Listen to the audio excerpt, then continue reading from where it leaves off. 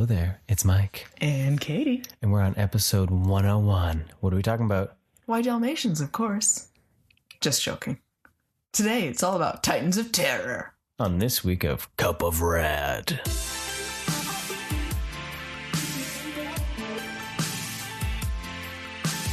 Hey everybody, that's right, it's episode 101, and it is the 101 Dalmatian episode. We're like, wait a second, that's bad timing. It's the only time you'd be able to do it too. 101 Dalmatians, an entire 2-hour podcast. Of all the different types of 101 Dalmatians, everything. This one's got spots, that one's got white spots. This one's void of color in this area. But since it is the time of season. It is spooky season. It's all about the Titans of Terror. You like our sound effects? Paid for. We paid for those. Yeah, we had to go. We did some classic horror movies. Some slashers. The slasher. The wheel of slasher. Turn, turn, turn. What is the movie? We shall learn. So we picked a few. And we kind of just did a bit of a roulette of which one we're going to watch, what was available, what we had time-wise. This looks fun. And we just clicked buttons. So we hit a few key series and episodes everywhere, pretty much. We didn't even have any banter. We're just I was going to say, we just dive right in. Well, what's in our cup tonight? What's in our cup? Well, it's summery beer. It's not winter. It's not. I know. Fall. We're cleaning out the last of the summer beer. That sounds, it's still the fruity stuff. Mm-hmm. So it's all like dainty in like wine glasses. Good still. But it's getting too cold. We're going to be hitting single-digit highs pretty soon. Celsius, by the way, if anyone freaks out, America. Like, oh my God, it's cold up there. That's always fun to talk to my parents. They never stop thinking that it's funny, teasing me about that. Yep. It's getting a little chillier for sure. Gotta have to break out the heater a little bit, but it's just been raining. Yeah, lots of rain. So much fall. Rain. We decided that because we are not trick-or-treating this year, we're going to take advantage and just stay home. And we did buy candy to be able to trick-or-treat around our house is the plan. Yeah, I figure, we'll just turn off all the lights, close all the doors. Opposed to the doors that are normally open. Kiddo will have to then like take a flashlight and go around the house and find us, and we'll just have candy. Yeah. And the cats will love it. Come find us. Yeah. And if you scream, you got to give us candy. I like it. You're going to get so much candy. So we're just going to do that instead. And but it turns out it looks like it's going to rain. So you know what? I kind of maybe this is the year, world that you can rain like no other. Fly at it. You know it's going to be like a flood. Yeah, it's going to be second coming. Yeah. We're going to be needing to build an ark out of all these toys. Fashion them together, get a little lighter, and just melt everything. Sacrilegious. It'd be pretty epic looking. Yeah. It'd be the pirates of pop culture. Yarr! This be my boat. I like it. Yep. Oh. Yep. It'd be the Cup of Rad raft. It'd be a raft, because I don't think we could really make a boat out of everything. Yeah. Oh, you know what's pretty cool? Kiddo is taking a technology class in school this year, and they were working on programming things, and they got to program a creation to make out of 3D printing, and he made our logo, what was supposed to be a keychain. It was a little rectangle with the Cup of Rad logo on it, and it's a bright magenta pink. It was he was so proud of himself. It was really cool. Really cool, and so that was really fun. Nice little bonus. He's bringing the advertisement down to the school, which is quite funny. But it's just kind of fun that he's been, it's so funny. We were talking about the fact that, back in our day when we took computers in middle school, it was just typing, and they get to program and create 3D printing things. And stickers. Like, what the heck is that? You lucky kids. Hey, what else have we been watching? Oh, we've been watching Treehouse of Horror, but we found out that it was actually the Simpsons Halloween special until the 13th Treehouse of Horror. Yeah, because we were like, when is it going to change? After that, it changes, because the first episode is actually called The Treehouse of Horror, which started in season 2.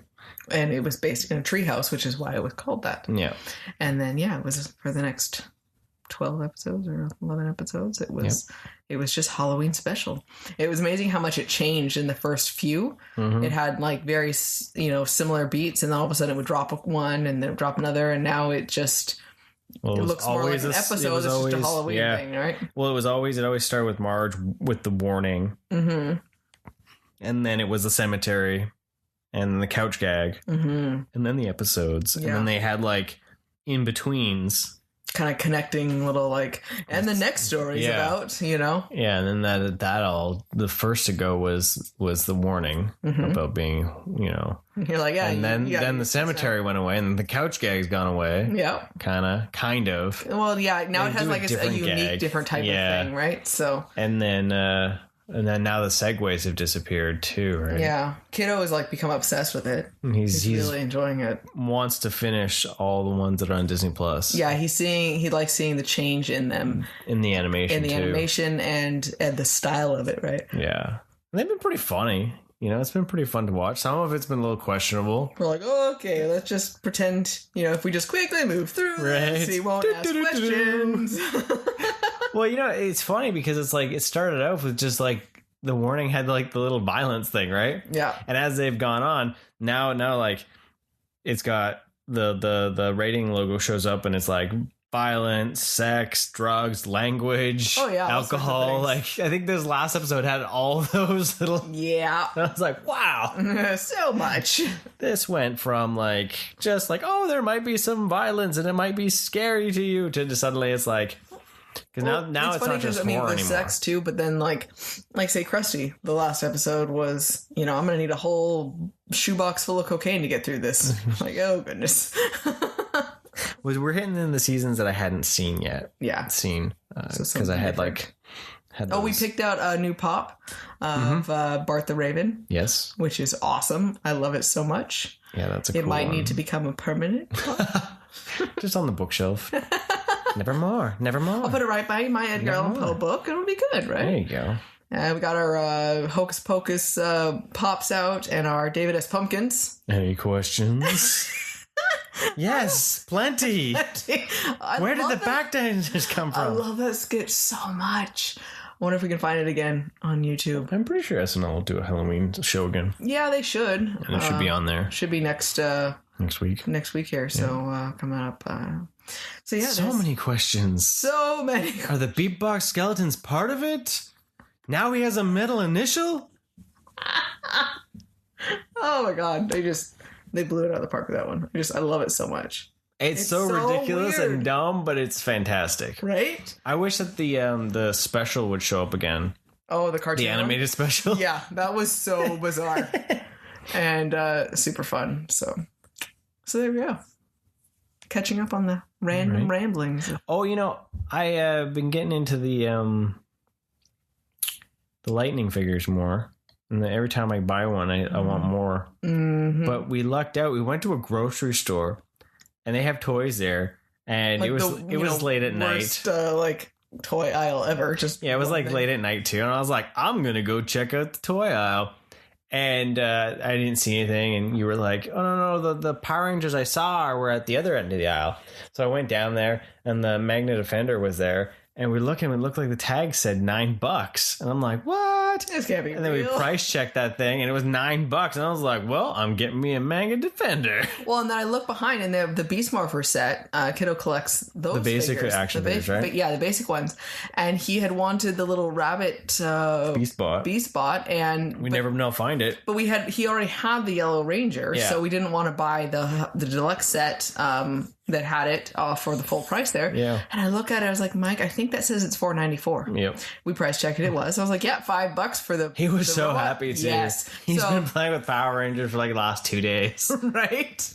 Like there was like the old school Kmart finds where you find the Kmart in the middle of nowhere that they have stuff sitting on the shelf forever. Like that's what that felt like. Yeah. Like holy crap. Well, that's how I got my Scarlet Spider Marvel Legends. Yep, I remember that. We were driving through where in the middle of the woods. California. Yeah. There. I was like, is that a Kmart? You're like, yes, it is. Oh, we're stopping. Because I remember that one time we'd gone to Bishop, wasn't it? No. Oh, like this. It was on the Modesto Drive, I think. Oh, okay. Up that way. because it was like really random. And I remember one of the ones we'd gone into before, and there was like McFarlane, like old, like you say McFarlane toys, people are like, oh yeah, the DC stuff. No, I'm talking about like the old McFarlane stuff, like the old like Cyber Ape and all those like those ones. I remember finding that it was like they were like yellowed packaged. It was like going to like a comic book shop and being like, wow, this is a collector's item. And then you're like, wait, this is like just retail. But that was the thing too. Like they would have no idea. These toys though were sitting on the shelves that are like 20 years old on this Kmart shelf. And they're still retail. Like, they're not like, you didn't try to clear them out or nothing. No, like someone will buy it. We're not going to lose any money on it. They've already written it off. That manager was just like, no, it's happening.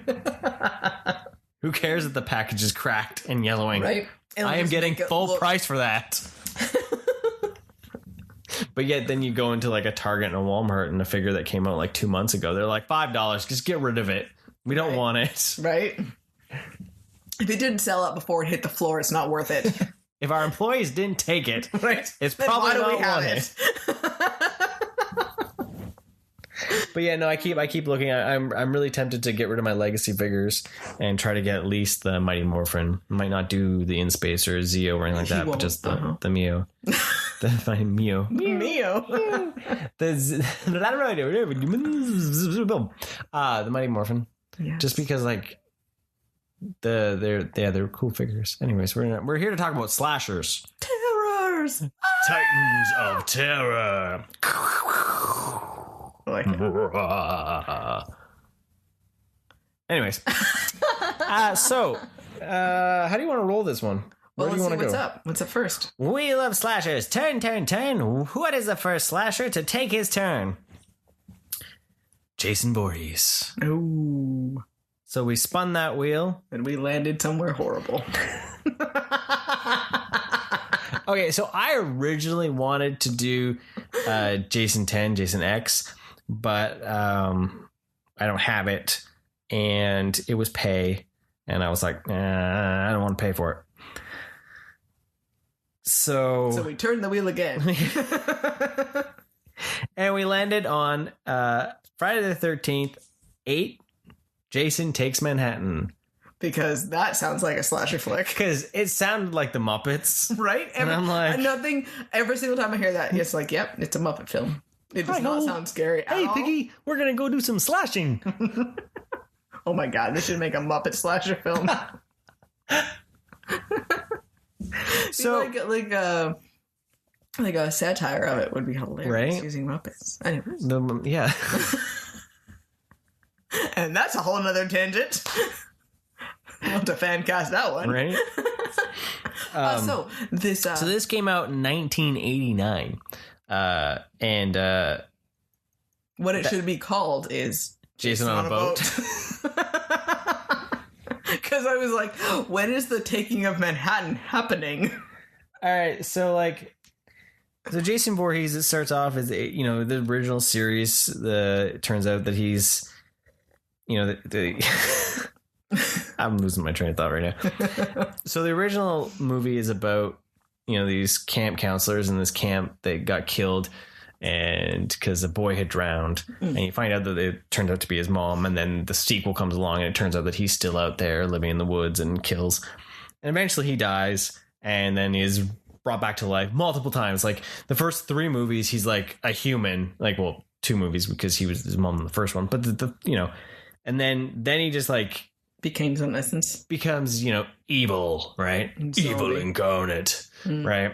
And so by the time lightning, he becomes Frankenstein's monster. Well, what's hilarious is the series has the final Friday, and then the new but just joking, and then the new blood, and then it got to Takes Manhattan. Now this one here, it starts off just on a little boat, and it's this stereotypical couple of teens in a boat making out, and then they decide to make bad choices and make jokes about the slasher in Camp Crystal Lake. only to then go to have sex. Which means you die. Right? And then the lightning strikes. Well, then they needed the power, and they went and turned on. They did something to turn off the lightning in the water, right? Yeah. Well, they turned on their generator. No. I just remember the rocking, the boat rocking. The boat rocking. The sex actually caused it. Yeah. The sex caused. That's what it was. The sex caused the boat to rock, which caused the anchor to cut a power cord that was underneath. Yes. Which then electrocuted Jason's body, which was under the sea. You know what? I feel very, like this message that they are pushing on me that sex is bad and will get you killed. Yeah. I don't know if I appreciate this message. Preachy little bastards. Right? So it awakes this, the golem, basically. Slimy Jason comes out of the water. It's really gross.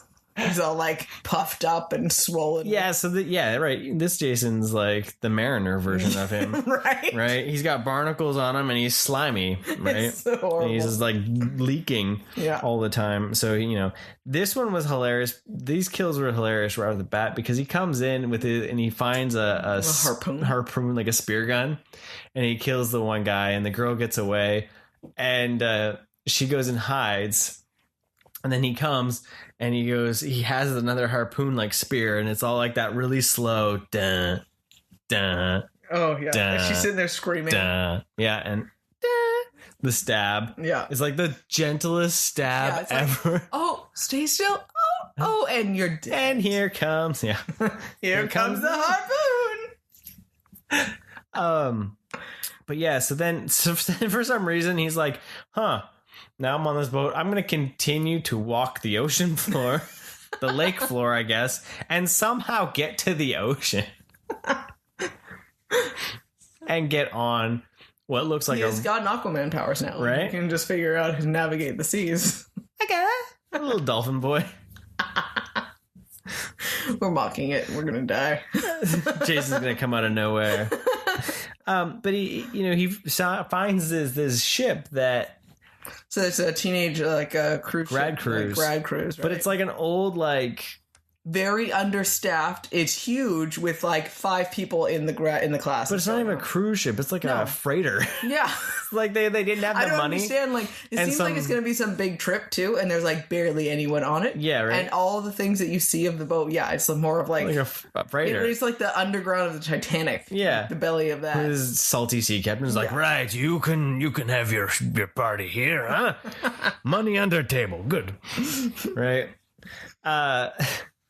But then you find out. So this is something too, because I was like, I'm watching. I'm like, okay, I remember this movie, but I don't remember this movie.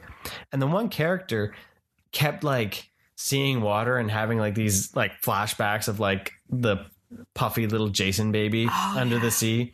And I kept asking him like, so what is this? So I had to look it up. I'm like, no, this character's new for this movie. You should know. If you're from that area, everyone knows Jason and they're all scared of the water. You've apparently all had trauma from it. So, the bulk of everything takes place on this boat, and a bulk of the kills actually happen more off scene. It feels more like a made for TV Jason movie than a theatrical version. Well, one of the actual kills, the teacher, which was like more of a main character feel. I was like, wait a second, she's gone? Yeah, she died off camera on the blown up vehicle. I was like, oh, yeah, okay, that was uneventful. Yeah, you didn't even see her try to get out. The car just explodes. Yeah, and then it's like, oh. That was but they were back off the boat, by the way. But that was at the end. Yeah, but like when he starts going on his rampage and killing and all that, there's the one where there's like 6 people that they told at one point. They're like, stay in the restaurant, and then a few minutes go by, and like the ship's breached and like it's spilling water everywhere. And then they said, oh, we got to go back and get everyone in the restaurant. The kid's like, there is no restaurant. That's how they killed them.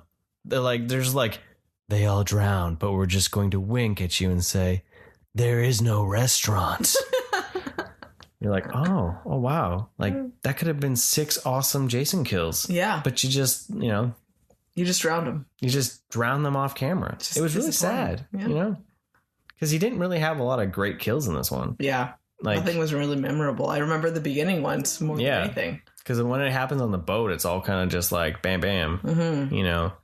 Well, there's a lot of running around. That was a lot of the like bitchy teenage drama too. And then like the principal was just a douchebag, right? And he was just weird so thing with his angry niece. Like they never really explained everything with the niece and like why he was so mean to her, but why he was so like clingy. why are you so horrible? And I don't understand this. You don't even seem like you're nicely protecting her. Yeah, you're just like, no, don't go with them. But then you find out at the end, though, why she hates him so bad. And why she hates the water. Yeah, it was because he decided he was going to try to like teach her how to swim by chucking her off of the boat. No, but before he chucked her off the boat, he was like, those that don't swim will be caught by Jason Voorhees. Yeah, true. He totally is. And they will drown from his little squid body, pulling them under to the depths of hell.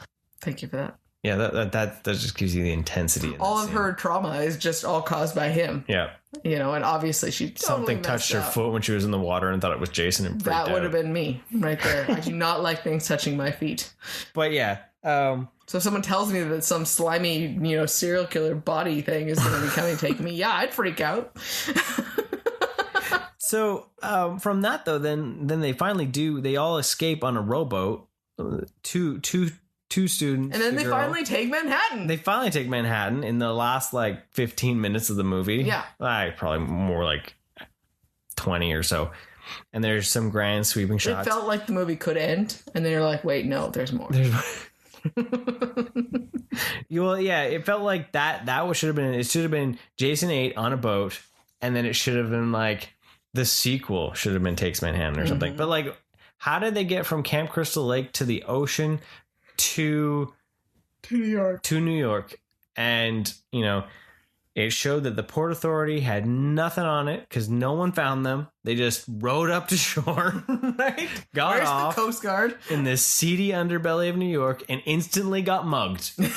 Right? So it really painted a nice picture of Manhattan, go to Manhattan, right? Because you step off the boat and two punks are gonna mug you and then go try to rape you. Yep. That's what I learned. Yep. It's pretty detrimental and pretty scary. That was 89, but I don't know if it's changed though. They injected her with drugs and they were gonna go to town, and Jason saved her. He was the vigilante hero in that moment. He turned around to try to kill her after, but this is mine to kill. Right? I love those scenes when they are in New York that people aren't even like questioning. There's just big gooey behemoth walking around. Yeah, and they're like, oh, cool. Whatever, right? Like he goes into the restaurant and they're screaming. They're like, we need your phone. They're like, you can't use our phone. Go use a payphone out back, bub. And then Jason Popeye showed up, by the way. Jason walks in and everyone just looks and goes, huh, right on. And they go back to eating until he throws a man, and then they go, oh damn, we gotta peace out. And they leave so calmly. Yeah. They're just like, well, we don't want none of this. It's not our problem. This happens every friggin' day, apparently. We just walk away. Yeah. But the climax of the movie is hilarious because what did we find out happens in Manhattan sewers at midnight? Just casually flush toxic waste through the sewers. Right? They're in the sewer and they find this old man and he's like, what are you kids doing down here? And they're like, we're trying to get away from a killer. And he's like, you got 10 minutes before the entire sewer system fills with toxic waste. Like, what? This is a normal thing? Right? Like, it literally is like no. It happens every night. Every night at midnight. It's like, wow, this is... Where's the toxic waste coming from? Like, this is a whole nother movie that we're not privy to. Yeah. So, there's a whole fight scene in the thing, and then you get to that midnight hits, and it literally floods the system. It's not a trickle of toxic waste. No, it's a full flood of... Oh, we forgot how the mask gets off Jason. She finds in the sewer a barrel of toxic waste just sitting there. I like that. It's just a barrel, and it's just like, why would there be a barrel of toxic waste in the thing that flushes toxic waste through it every night? Right, conveniently placed barrel of toxic waste. I don't understand where that waste initially would have come from. if it's all flushed every night, right? Why would there be extras in the middle of the sewer? A nicely contained barrel. Yeah, I don't get it. For her to be able to throw at his face and then melt him and make him look all like gooey, gooier. Really gross. And skeletal. Yeah, it doesn't even look like a real skeleton either. It was horrible looking. It wasn't a face like actual skeleton shape. It was just. It's like he melted his mask on him or something. Yeah. I don't know what it was. So then the waste, takes Jason down and he melts away and... Oh, he melts into a child. What the F was that about? He does. Yeah, he doesn't go away. He melts like the evil essence and he becomes a human child. Yeah, a little naked dead... 10-year-old. That doesn't look bad. Right? Like, what were you freaked out about? Dead child? That doesn't look like how they portrayed him in the first movies, that having like the deformity. No, he looks like a totally healthy, normal, like, I'm not evil anymore. The toxic waste melted all the horribleness away. So there you go. Toxic waste is good. Go bathe yourself and you'll feel better.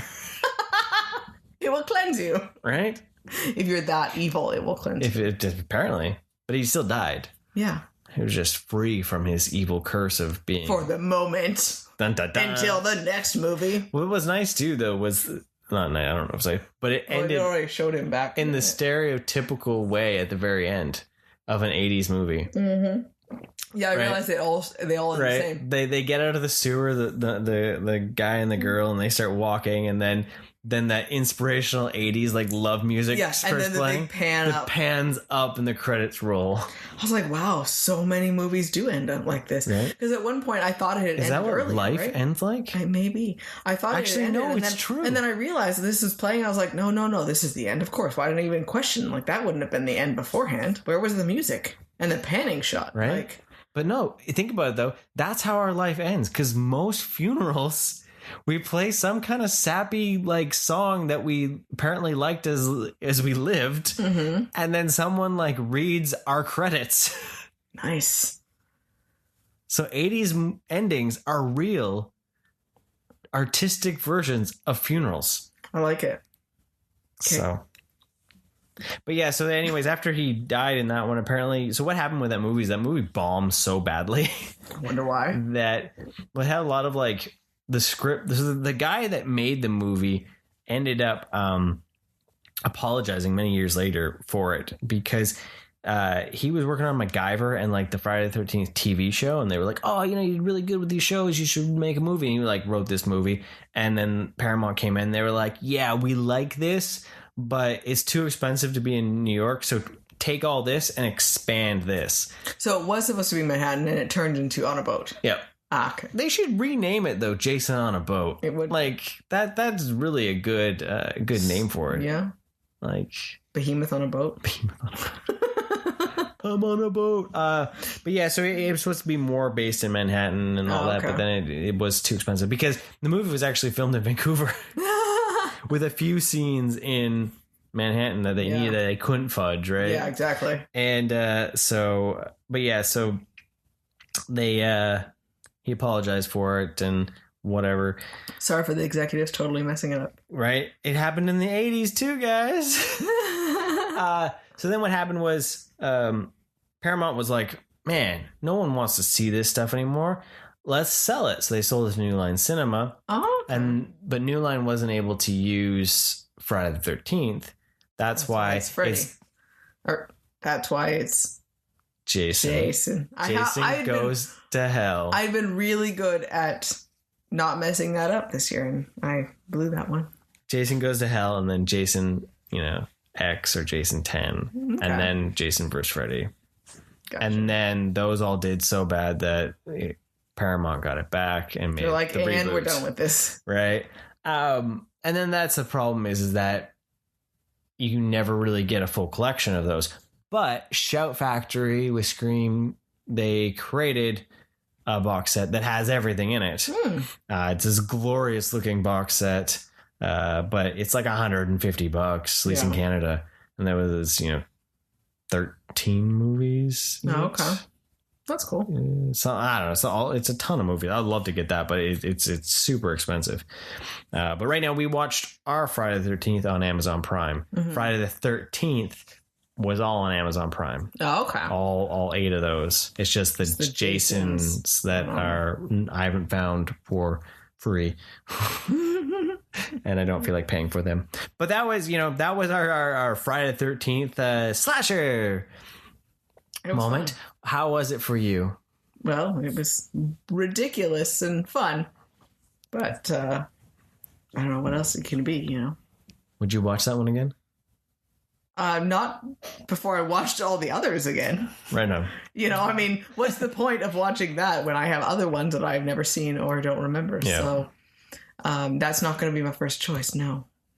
It was really fun just to kind of like randomly pick. Oh, yeah, it was good because, there's something so different. Because you always watch the first couple, right? Yeah. It's always like... So, no, I'm glad we watched it, but it can be a while before I watch it again. So what do we watch next? Wheel of Slasher. Turn, turn, turn. Who is the slasher's next turn? We got to do a Chucky movie. And this one here, it was a Chucky movie. It wasn't a Child's Play movie because the same rules apply. The first 3 movies were made by MGM. Child's Play 1, 2, and 3. Then Universal got a hold of the franchise, and now they're Chucky movies. Okay. Bride of Chucky, Seed of Chucky, Curse of Chucky, and Cult of Chucky. Okay. Before MGM got it back and made the reboot, Child's Play. That's one of those ones where I think since I didn't grow up watching any of those either, and then of course with them being older, then I knew about Chucky and I'd heard of Bride of Chucky and everything like that. But I remember when I first heard you say Child's Play, I'm like, what are you talking about? Because I didn't hear about those, and that was the same thing with Jason, right? Yeah. I have a very hard time connecting Friday the 13th and Jason. I don't know why. It is so difficult for me. But it shows, though, then with those name changes for things. And then with the ones that came in with more of just their names was more in the time frame where it would have been more aware of movies. Right? Yeah. So. Oh, I'd heard mentioned before with Friday the 13th. Actually, here's some fun trivia. My first Jason movie was Jason Goes to Hell. Oh, okay. Back in 94, I think it was, because 93 is when it came out. Oh, okay. I remember going over to a friend's sleepover and they had HBO and it was like, let's watch this. And so nice. That was my first one. And then I watched all of them. Ooh, what's this? But yeah, so Bride of Chucky was what we ended up landing on. The story of Child's Play is... serial killer, they always say serial killer, but he just seemed like a thug in the original Child's Play. Yeah. But basically this guy is running from the law and ends up putting his spirit, his soul into a good guy doll. And in those original 3 movies, he terrorized one boy as he grew up over those years. Okay. So it is just one boy. Yeah. It's Andy. Okay. So when we get to Bride of Chucky, I'm just gonna think of Toy Story with that one, right? I honestly they had to have to be that way because Child's Play came out before Toy Story, so it's like they had to have been a nod. Got to be on there, which is awesome. So Bride of Chucky came out in 1998. So this one here is a story that an ex-lover of Chucky decides to find the broken up doll and put it back together and reanimate him. She gets it taken out of police custody and she does the voodoo on it and puts it back together and kind of staples them all up, which is why he looks so banged up. Yep. And this is the first movie that had that new look because they were also not supposed to really use it because they didn't have the full rights to all the other things. So they had to have it look different enough. Instead of a new casting of that doll feel, right? Because all the other ones always seemed to be like he was always brand new and just somehow transferred his essence to a new good guy doll, basically. Okay. So then brings him back and thinks it's all rosy because she thought that they were going to get married and that he loved her and everything like that, and finds out that his proposal to her was...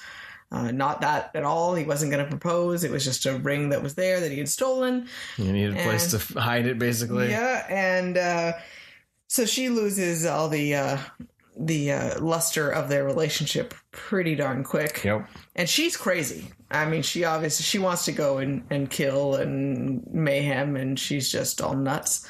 And Jennifer Tilly plays Tiffany. Yeah, that's just a whole lot of boobs. That's all you see. First thing I think of whenever I think of Jennifer Tilly. It's like... Your titty meat's hanging out. Titty meat's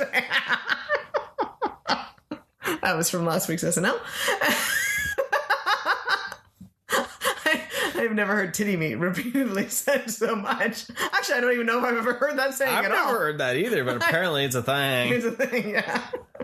I don't recommend people saying it. But for in this case, it is very applicable. All your titty meat's hanging out. And so she's all angry and locks Chucky in a cage and gets him a bride doll to hang out with. Well, then he uses that to break out of his cage and kills her, and then somehow creates the same type of a thing where the essence goes into now the bride doll that she had given him.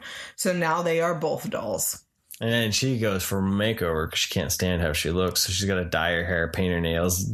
Right? Puts makeup. the tattoo on. She even puts the tattoo on. When because I knew what Tiffany would look like, and then she brings this doll, and I was like, well, this doesn't look right at all. Like, how is it going to go from this to her? Yeah. You know, it's one thing because, you know, you see Chucky, obviously, he kind of distorts it and makes it all look creepy, but to have the whole decoration, so yeah, the full makeover and the outfit and the skirt and the biker jacket and everything, and I'm starting to feel like Pinocchio over here. Oh, so creepy.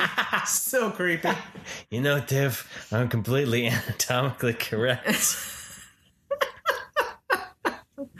And so then they have to try to figure out how to get back to his grave to get the amulet. So they can get into real bodies again. Yes. So, but of course, being dolls, they have to find a hitchhiking ride over there. Yeah. So they pick this unsuspecting kid. Take advantage of his love that is supposed to not be happening with the chief of police. Played by John Ritter. Yes. Never seen him play such a bad guy. Like, wow. Right? He was horrible. He's near the end of his career, too. Yeah, okay. And, so he's all corrupt, and he's taking advantage of using his own cop force to be able to watch his niece under... Who was played by Katherine Heigl. Yeah, that was weird. I saw the name and I was like, where is she in this? You know, and she's so young. Yeah. Little baby. Yep. And so they are getting all blamed for all these... it's like a Bonnie and Clyde kind of serial killer. Sid but they end up killing the uncle there, the police detective. Multiple times. Really horrible. Shoot nails all into his face and then just leave him to rot in the back of the van there. So...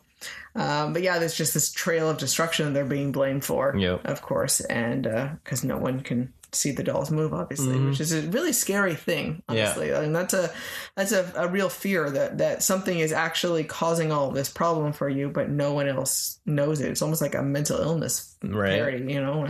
One thing that's kind of was like analogy, not where the Jason Takes Manhattan was played more serious feeling, but like say like Bride of Chucky, I have a lot more fun with because it's played for laughs. Yeah, you know, so the stupidity, you know it's supposed to be funny. Yeah, the stupidity that's in it and the ridiculousness in it is funny because it's just ridiculous. Yeah. Where and it's neat, doesn't really feel like it's taking it as serious. And then it's like really sad though when like the friend dies like so horrifically too. He was such a good guy, and he gets hit by this bus, but the blood that is everywhere, and like, oh my goodness. Okay, the scene with the couple that dies in that honeymoon suite with that mirror. Holy hell! Like the waterbed. It's just ridiculous how these shards of this mirror are somehow like creating gushing amounts of blood shooting out of this couple. It's just so ridiculous. Because I'm sorry, even a mirror falling from that height is not going to pierce a waterbed of any sort like that too. But to shoot, well, it would pierce it, but it wouldn't cause the explosion. The explosion, the 10-foot geyser. That was like a comes out. 200-pound ball landing. It was ridiculous. So, and the water is already red. Yeah, it's just. But yeah, it doesn't throw the bodies. No, it just.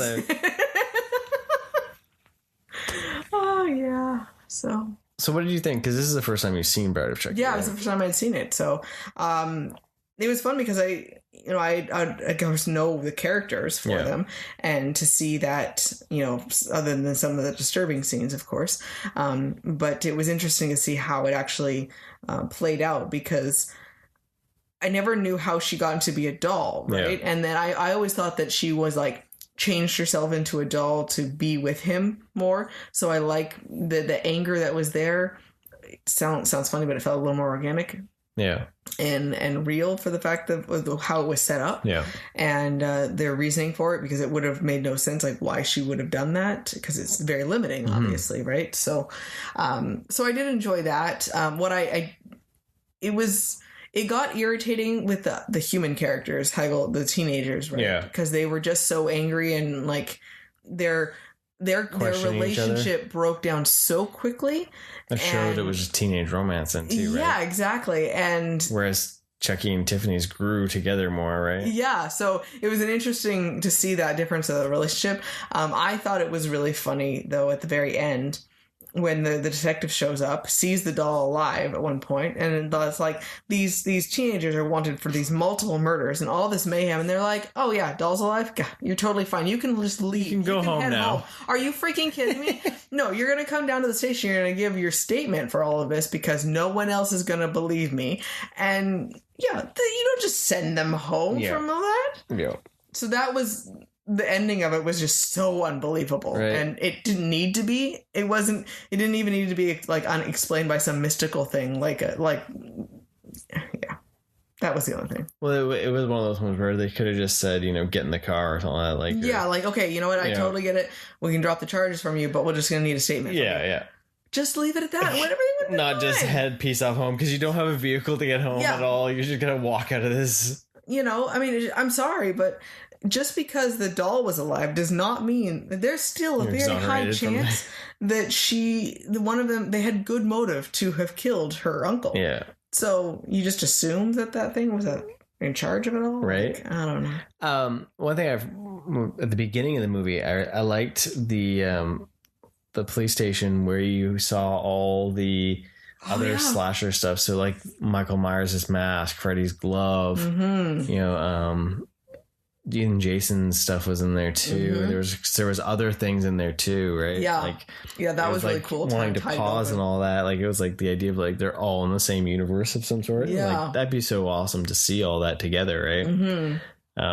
But yeah, it's a fun movie. I thought it was interesting too with a cop when he gets this bag and it's just like it's that Pandora's box feel where he's told not to open it. And he opens it, and he dies. Yeah, like you just had to let it be, right? Curiosity killed the cat. Yeah, but I think out of all the modern like Chucky ones, I like the Curse of Chucky. I think the most, the new one. That one was one that I was hoping to find, but we found out as we were watching it, we're like, there's some weird stuff going on in the streaming that we found, and it was the AMC video on demand.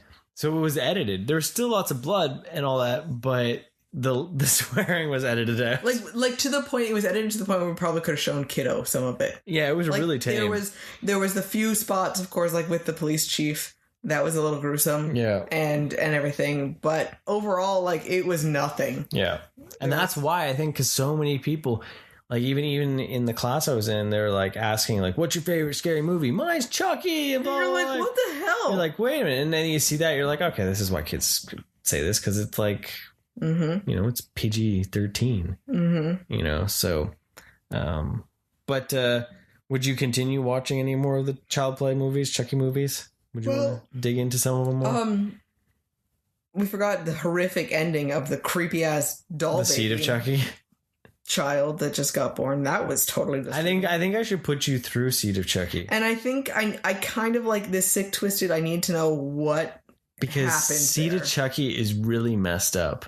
Yeah. It's actually more of a take on Ed Wood's Glenn or Glenda than anything. Interesting. Yeah. Okay. Well, it would make sense to keep watching them and see. And then if we can get to Curse of Chucky then too, right? So, yeah, I mean, why not bring on the ridiculousness? Right. We still have like one or two more horror episodes for you. So Titans of Terror 2. Wheel of slasher, turn, turn, turn. And what is the next slasher to take his turn? Freddy Krueger got to come to the party. Yeah. Surprise, bitch! And this one turned out to be the first. Yeah. Back from 1984, A Nightmare on Elm Street. You know what's weird is I don't remember this one. Yeah. And I swear we would have watched it. Oh, yeah. I know we did. We did a whole rewatch back in like 2017 where we watched. I don't know. Because I remember because you wanted to show me them before we went to horror nights. Yeah. And but yeah, I just didn't remember it. But maybe it's because I just hear so much I know so much of the character itself. I mean, yeah, so. Freddy Krueger, a child killer, or in some circles, child molester. Killed by the parents of his fallen victims in a fiery death in a boiler room, comes back to terrorize the teens in their nightmares. With his knife fingers. I liked. So, especially, after watching these other ones that just were so fluff and funny, the way this started was definitely creepier and more intense. And I liked how it just threw you right in there and you're just like, what is happening? And something horrible. Yeah. And I liked that it just dove right into it. Wes Craven, I think, was one of those ones that was like a master of horror. Yeah, like because that was it's also psychological horror. Yeah. And it's trippy. Like, it's like slightly avant-garde for what it was. Like, it was because a totally like the dream sequences and everything, right? So, yeah, no, totally. I really liked it. And I liked seeing him crafting the gloves. Yeah. At the beginning, I thought that was an interesting set because you're like looking at it, you're like, it definitely had the what is this? If I was trying to think of like, I don't know what this is, it definitely was intriguing to know what was actually going on. So originally Freddy was supposed to be more sinister, less jokey, but as time went on, he became more joking, especially this series. He became more of like, what if Beetlejuice was R-rated? Oh, okay. Right? Kind of feel, right? Which is also why you can mimic this character so well. I want you to be Freddy one year for Halloween because I think you could play the character really well. Surprise, bitch! Yeah. You can run, but you can't Granted, hide. it's because you talk so much and the others are silent. Yeah, right? So I guess there is that. He stands out over some of the other because he actually talks. Well, everyone else is silent. Like Michael Myers, Jason Voorhees, Leatherface. Yeah. So Freddy really stands out. Ghostface is the only one that does talk, but it's only on the phone. Yes. Right? And then that's also a Wes Craven film. Okay, right? Yeah. So nice. So and then Chucky talks. He talks too much. Oh my god, he talks too much. But yeah, it's a Nightmare on Elm Street. Like it is truly a classic horror film, and it's probably out of everything we watched, my favorite one that we watched. This Rad Nisha for Titans of Terror. Yeah. I definitely like the vibe of it. Yeah. And it doesn't waste any time. It gets right into it. There's, sounds funny to say, but decent kills for it. It's actually really disturbing to see what's actually happening. Right. Because so much of it, is it in the dream world or is it real? Right. You only see a bit of the aftermath in a lot of cases. And especially like the geyser scene. Oh, that was... Where he gets pulled down. But I love it because like it's spilling and it's like... I love how it's pooling on the ceiling. Right. And it's like... Because it's one of those rotating rooms, right? Yeah. So then it's splashing and I thought that was really interesting. It wasn't just shooting up in the air. Yeah. It was like it was falling down. Yeah. And it's... Some of those shots are really cool of what they do for them. But just even the idea of watching, when you have the boyfriend watching her get killed from the real world. Yeah. How terrifying that would be. Well, she looks completely possessed. Yeah. Like, I mean, she's getting all these movie. Yeah. She's got all these cuts on her and she's flying around and she's screaming. And like, that is definitely a good visceral fear. Because it's something that you can't, it's a demon that you can't see. Right. Yeah. Again, it's an analogy for even a mental illness idea where, you're fighting something that's killing you on the inside. You can't see, you can't get away from, no one can really understand it. Yeah. No one can really see what you're battling. Right. And it's a really deep fear that can hit people, right? Well, I read that he had gotten the idea from reading this article about some, I don't remember exactly where it was from, but they had gone through war trauma, and a bunch of them had just like up and died in their sleep. And it was like, it wasn't like they, no heart problems, nothing. They just died in their sleep. And they chalked it up to basically PTSD. Like such extreme PTSD for it. Yeah, that they just, their body. Their brain's just overloaded, basically. Yeah. So that's kind of where he like got the idea and stretched it from there. Yeah. So like no one wanted the movie apparently, and everyone was like, "What the donkey balls is this?" Right? And New Line got it, and it pretty much saved New Line. Oh, okay. Put them on the map, and they became like the horror, little horror central. Nice. Okay. But and he also Freddy was actually supposed to be red and orange. Oh yeah, you were saying that. And then he read somewhere, or he did some research and found out the eye, the colors and all that with the red and the green, and that's why he had the red and the green. That makes sense. It stands out more of a sharp, because then it's kind of interesting, because then that we associate whenever you see those. Mm-hmm. It's not in our culture. Mm-hmm. I immediately think of Freddy. Yeah. And so it's a cool way to be able to put that in the movie, like say at the end when they put it on the car top. Mm-hmm. It's like, oh, that's Freddy's sweater. Yeah. You know, and you associate with that because it's not normally that pattern that gets put together type thing, right? So we watched the deleted end credit scenes and after the alternate endings and everything. And definitely the one they went with I think was the stronger movie, because it still left you with the unknown of like what was happening. Yeah, totally. You know? Well, it's interesting watching, like, hey, we watched a couple of sequels before we watched a first, right? Mm-hmm. And to see that in reality, that movie, the way it was set up, didn't really feel like it would have had a sequel, right? But it went on to spawn, how many sequels? Yeah, right.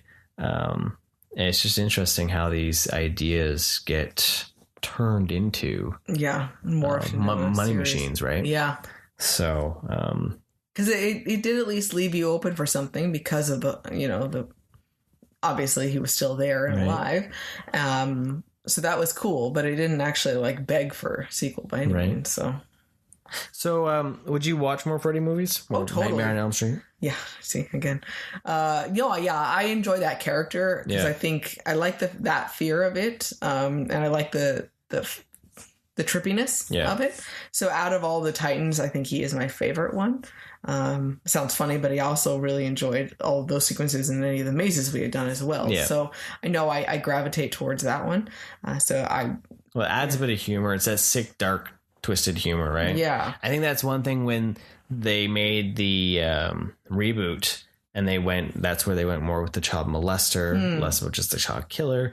And they stripped him of the humor. Yeah. Right. And that's what made that movie seem so unrecognizable to what it was playing homage to. Yeah, because at the core, he has that jokester aspect. Yeah, he is like a trickster almost. Mm-hmm. It's like the idea that by killing him created an entity. Yeah. Right? Because it pushed forward that myth of what he was, right? It actually made him scarier, than allowing him to just be the old crazy guy that may or may not have killed kids, right? And they just the parents solidified his status of terror, by doing that. Yeah, they give him a little too much, and it shows that idea of like, right? You've seen those things where like if you give something weight in your mind, it will terrorize you. Yeah, exactly. So. By thinking about it, you give it power. If you give it energy, that's a very constant theme for good and bad things, right? And you keep giving it a name and all that sort of stuff, right? And there's got to be there is something to it. Even our own inner demons or positive thoughts. Yeah. The more you dwell on them, the more think about them, the more they can become reality, good or bad. Exactly. And that's just how we kind of process things, right? So why wouldn't it be anything different? So I like the fictional take of something that can actually be relatively deep, which is interesting. Right? Freddy's one of those characters where, Robert Englund did a great job as him, but it would be interesting to see, he's definitely a character that could be played by multiple actors, you know, and just because he could just be different for those people, right? Like, well, yeah, you know, why? It's just sad to see how they haven't been able to, you know, break that off into other more serious. Well, because then that would be a way for them to be able to do a different take on something, but to have just gotta keep that humor though, that darkness, not make it so like deep and like not too serious in it, right? You know. It needs to have the idea where you can think about it and be like, whoa, that can actually be really deep, but the actual character itself is not. Yeah, right? Yeah. Like, they need to not put too much weight on Freddy other than the quirky, jokey, I'm going to kill you. The depth comes from the fear that it is actually bringing and the reality of it, what analogy that it is, right? So exactly. Yeah. We love slashers. Turn, turn, turn. Who is the next to take his turn? Well, there's only one left, man. Well, there's more than one, but one for our episode. No, but you can't have a Titan of Terror without Michael Myers. That's true. That's true. And where did we revisit? Well, we hadn't watched it since theaters. In 2018? 2018, so we went to the newest Halloween. Yep. Simply titled Just Halloween. Halloween 2018. Yep. I really don't like that they did that, because now there's like 3 movies that are named Halloween. Yeah. There's the original, there's the zombie remake, and then there's this. Yeah. Right? Like, it definitely bad. Like, this one deserves an end title. Like, if anything, right? Like, so they should have come up with something. Yeah. Like Reckoning. Vengeance. So, Michael Myers is the story of Michael Myers. Michael Myers is the story of Michael Myers. I like this. There, boom. That's all you need to know. Peace. Enough said. Mic drop. Halloween is the story of Michael Myers, and he's a little dude that decides to kill his sister. And then what up with that, little dude? Right. And then years later he escapes and goes back and ends up trying to kill the lady. Escapes the mental institution. Yeah, tries to kill Laurie Strode. And then this movie is kind of like the sequel to Halloween. Right? Not Laurie Strode is all grown up and totally traumatized. You know, that's one thing I do like about this movie, though. Like, I really like that it really shows how trauma can affect. Oh yeah, right. Because and the ripples of it too. Right, and the idea that what did we all do good? Generational trauma. Yep. Because like, you know, Halloween H2O, she was like super successful and like happy and like nothing ever happened, right? That doesn't fit at all. Yeah, right. This one here, she's like super messed up and she's just like waiting for him to escape so her whole world kill him. Has always still been about him. And that feels so much more real. You know, yes, it's still kind of fictional because she became like, you know, a Sarah Connor like badass, but at the same time it destroyed everything about her. She's the crazy old lady, you know. Well, it destroyed her life. It destroyed her marriages. It destroyed her daughter's life. Right. And it's affecting her granddaughter's life. Yeah. So it shows how one person and the horrific actions can have generations of problems. Right. And I like, too, that her daughter was taken away from her. The fact that at 12, her daughter was taken away by child services, like, you know, it isn't too Hollywood in the fact that, you know, it caused problems. And I think that was really cool of them to show. And then it does get right into it. Like it is a lot more glossy than a lot of other Halloween movies. You can tell like it's definitely the bigger budget feel. Yes. You know, but the franchise had like a bazillion movies, you know, and it deserves. And then it was rebooted, you know, as well, you know. And I love how it seems like the story is going to be more about the reporters, the podcasters doing the piece on Michael Myers, right? And it seems so much like it's going to be following them trying to learn something about him. And then when they die, it's like, wow, this got really into this quick and they're already dead. And you realize they were just a vehicle to get him his mask. Yep. That's all it was. Yeah. And I thought that was interesting because they made it feel like you should care more. And you're like, well, holy shit. Yeah. Like they killed them off right at the beginning. What else are they going to do now? You know? So I like the way they made that story. Yeah. And well, it's interesting too, because like you look at it and be like, what doctor in his right mind would allow a reporter to stand there and scream at Michael Myers to speak holding the mask while all the inmates are going cuckoo banana pants like wild animals, as evil has just been unsheathed for everyone to see. Yeah. Right. It's very unnerving. Right. But then when you find out that the doctor is he wants to understand Myers more and wants him to escape so he can study him in his natural habitat. Yeah, the doctor's just gone crazy. Right. And that's why. He wanted to egg him on. He wanted to, he wanted to see it because he wanted to know what Loomis was talking about, because all those tapes of Loomis. He was jealous that Loomis is the only one that had seen him out in the wild. Yeah. And so, the doctor was just like, well, he's seen him, so why can't I? Right. And it was crazy to hear all those tapes of Loomis saying, he needs to be killed. He should burn him, like chopping him into bits, hide him in the four corners of the world. Right. Like, and see. So that's what's kind of cool is when that mask finally comes out, everyone's calm. But as the mask comes out, everyone starts just. Yeah. It's like. For lack of better words, it's like the idea, that extra sense that they can tap into for, like the animals feel what they know that something's wrong that we can't tell. Yeah. And it's very unnerving with all the white around and all the noise and the silence from Michael. And it's just like, it was a good start to the film. Yeah. So it goes into, I think the movie does start off stronger than it ends. Yeah, it has. The middle has a bit of a lull because you get into your stereotypical like teen slasher. Yeah. But I think a lot of the kills are really good, and it is kind of sad because some of the people you want to see die don't die. Yeah. And some of the people that die, you're like, man, that sucks that babysitter died. She was actually like a really good babysitter, right? She was like really nice, and she actually was caring about the kid. Yeah. Oh, that kid that walks home, the granddaughter, right?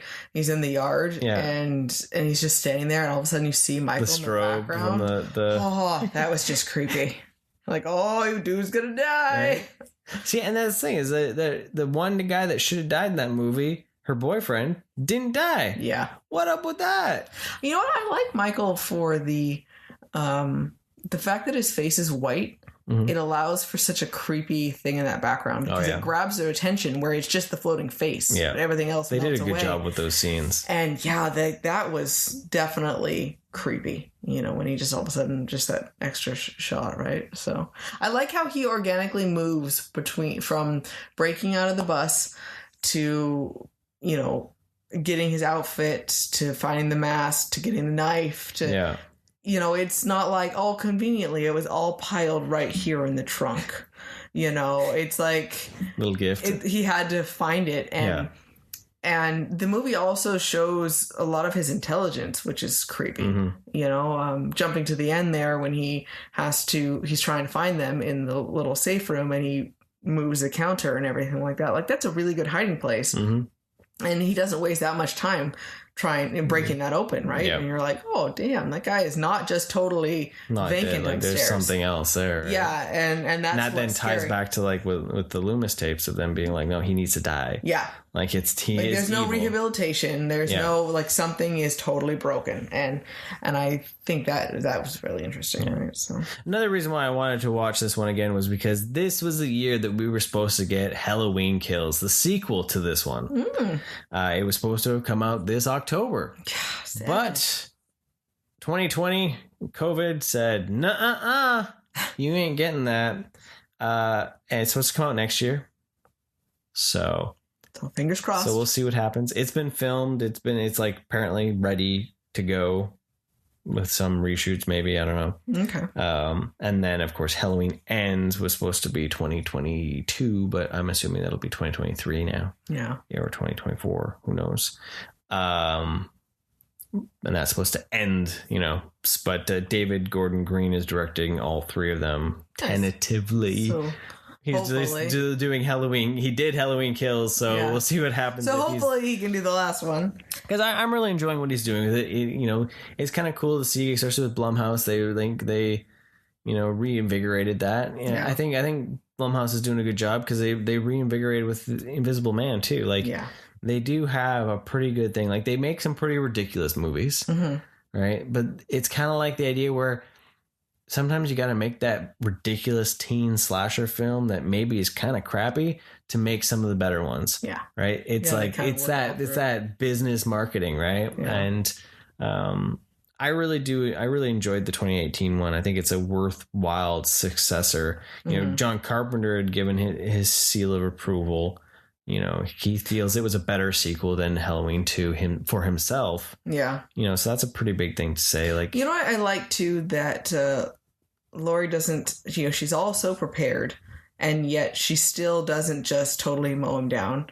You know, it still is a fight. It's still a struggle. She's been pumped herself up for this for so long, yet it's still the strength of his apparent evil is so much there that he, you know, he's been sitting in a asylum for how long, 40 years or whatever, and yet he's still able to overpower physically and you know, break through so much and really cause such a problem, right? You know, my favorite scene, I think, one of my favorite little, like, just things that makes me happy is when her daughter is down in the basement area and she's just crying and whining and totally freaked out and worried, and then he finally goes to go down the stairs and then she totally changes. Yeah, and it was all just a trap. All her training when she was up until she was 12. Yeah, and you know, because you know, with the granddaughter there was like, oh, this is a prison cell type thing, and no, it was always meant to be to try to bring him down there and trap him, and the fact that you didn't know about that and you had that bit of a surprise, I really like that. Some of that extra planning that they had with it, and. I'm really hoping with how they end the movie with the focus with the granddaughter holding the knife. I'm wondering if that's going to come back to any of her own PTSD from this. Yeah. Well, again, the trauma passing through, right? But like, is it going to go into the realm of some of the other Halloweens where the little girl killed, right? When she was a killer. Because then otherwise, what's the focus on that knife then? And her holding it the way she was holding it, and so just dead and vacant. Yeah. You know, is she going to become the next kind of like Michael Myers feel, right? Yeah. Like from that, like. That's what I see. Because she stays out of it until the very end, until she slashes Michael a couple times, but she never lets go of that knife after she cuts him. Yeah. Right. So could it be, you know, initially more of like the safety security? I have a knife. No one can hurt me. I can protect myself, to, you know, totally going off her rocker and needing to go paranoid. It goes a little more paranoid. Yeah. Right? So my thinking of that is also that she's going to become that is because one of the characters from Halloween, it was Paul Rudd's character, is in Halloween's Kills, and that's from the same time frame of movies where the little girl kills. Nice. So I'm wondering if they're cherry picking some of their favorites from all those sequels to try to create a more cohesive story instead of all the, you know, even the body language of them. Laurie Strode and the daughter are hugging together, and she is separate from them, and they're on their own. And you can't tell me that that's not a purposeful setup, right? She is separate. She's not looking for comfort. She's holding her knife in more of a comfort feel, right? So fingers crossed. That's where I would go. Yeah, but I can be twisty sometimes. So well. Darkness. Hello. But there you go. There is our Titans of Terror episode. You know, even though we make fun of Jason and a little bit of Chucky, they're all just fantastically fun horror movies, and they're great for the spooky season. Oh yeah, I was happy to watch all of them for sure. Right? It was really fun to do this last week and revisit some of those. Well, because you can we look at Freddy, we look at Halloween, we really like the style of them, but you can't really appreciate those without seeing some of the crappier ones too. Yeah, they all have their place. Yeah. So. And you know what? Sometimes too, the other two are longer, and the other two are shorter. Yeah. So you fill in, and you're like, you know what? I need that slashy slash flick. So I have no idea where we're going this next week. See what happens. We're celebrating Kiddo's birthday. Yeah. And we'll just kind of figure out what we can watch. Yeah. Modern horror, more Titans of Terror. Because there are other Titans. There's Leatherface. There's Jigsaw. Scream we talked about too. And then I don't know if we're going to be watching some more of the Treehouse. But then also I want to watch some of the Disney Halloween shorts and stuff like that. Hey, there was a time we did watch Hocus Pocus. Yes. Because you love that movie. But one of the witches shows up in Bride of Chucky as a maid. Oh yeah. Right? Yeah, that was That was quite funny to see that. But Hocus Pocus, not a titan of terror, but a titan of unappreciated when it hit theaters and blew up on VHS. And it's like a huge cult following now. Yeah. That everyone and anyone's like, what? You haven't seen Hocus Pocus or you don't like Hocus Pocus? Like, what? So, what are your thoughts on Hocus Pocus after your millionth watch? I still love it. Can't go wrong. Right. It's a classic. And Doug Jones is, Come on. is in it. I was so happy this last week and I was able to rock my Hocus Pocus sweater dress thing. So I love it so much. Running around like a little witch. Yep. But thank you again for listening, everyone. I really appreciate it. Let us know in the comments some of your favorite scary movies. And we'll see if either we can find them or we'll see what happens. Inspiration is always fun to see what other people like. Yeah. So thank you again and stay rad. Thanks for joining us, everyone, and have a wonderful day. Thank you for listening. Want more rad content? Follow us on Facebook, Instagram, and Twitter. And don't forget to subscribe, rate us, and leave us a review. And remember, be excellent to each other and party on, dudes!